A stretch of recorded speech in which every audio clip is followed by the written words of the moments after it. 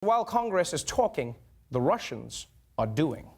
A senior intelligence official with direct knowledge of the top-secret report says several states had their voting registration system successfully compromised by the Russian government. I can't talk about classified information publicly. We saw targeting of 21 states, and an exceptionally small number of that 21 were actually successfully penetrated. Okay, well, wait.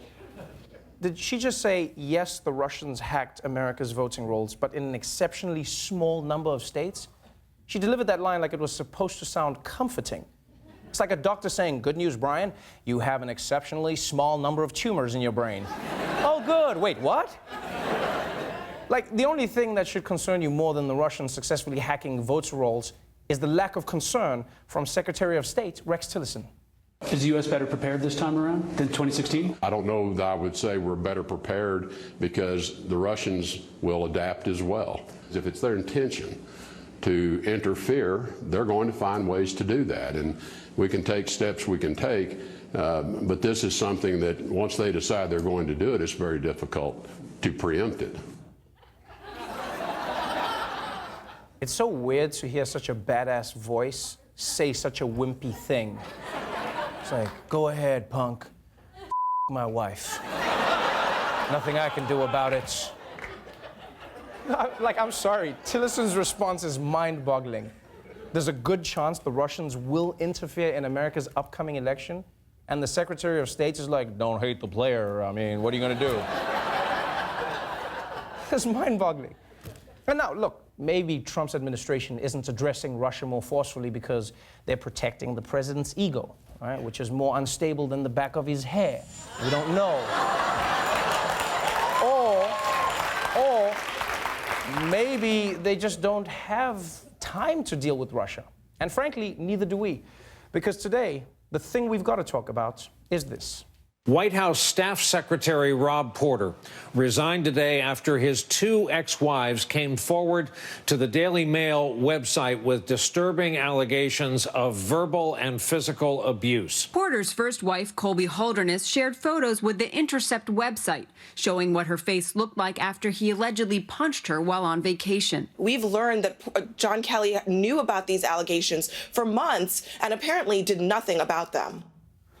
You know, every time I think I've reached the highest level of disgust with this administration, I'm right, but then they invent another level. Because, I mean, like, I don't know, I miss the days when White House staffers got fired for fun stuff. You know, Spicy couldn't talk, the Mooch couldn't shut up, Steve Bannon couldn't shower. But I'm sorry, like, this story hits me hard, because not only did the White House have a domestic abuser in its midst, a lot of the people there, especially Chief of Staff and alleged adult in the room, John Kelly, just ignored it for months. And with the job Porter had, there's no reason that they couldn't get somebody else. The role of staff secretary is one of the most important jobs in the White House. They oversee every piece of paper that lands on the president's desk, from articles to classified briefing materials. Oh, you oversee every piece of paper that lands on Trump's desk? You mean this desk? Oh, tough job. Trump's desk is bolder than his head, people. I'm never gonna get over that. I'm just gonna keep on showing it to you. That shit was weird. What happened there? What was that? It was like an alien when the thing does that thing. Like, I'm sorry, man, don't try and, like, if your job is to bring reading materials to a guy who doesn't read, then that's not much of a job.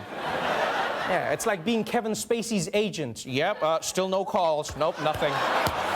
Yep, doop, doop, doop, doop, doop, doop, doop, doop, doop, doop, doop. Honestly, it seems like every day now, someone else is leaving the Trump administration.